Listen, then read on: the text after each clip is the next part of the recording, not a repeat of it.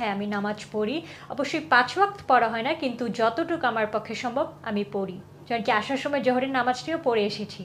এখন সবসময় তো নামাজ অন টাইম পড়া যায় না। অবশ্যই কাজা হয়। যখন কাজা হয়, যখন বাসায় পৌঁছাই, তখন কাজা নামাজগুলো পড়ে নিই। আবার অনেক সময় পড়াও হয় না, কাজা নামাজ মিসও যায়। এভাবেই হচ্ছে।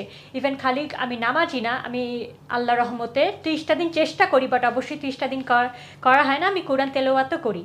কুরআন আলহামদুলিল্লাহ অনেক দূর পড়া হয়েছে। এখন যেমন কি রিভাইজ করছি অ্যান্ড বারবার পড়তে থাকি। আলহামদুলিল্লাহ আমার বাসার সবাই হাজি, সবাই হজ করেছেন। আমি নিজে যেমন উমরা করেছি।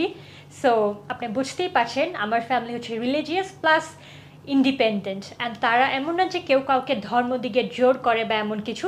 তারা স্বাধীনতাটাকে খুব বেশি প্রাধান্য দেয়, যেমন আমি আমার মতো স্বাধীন, তারা তাদের মতো স্বাধীন।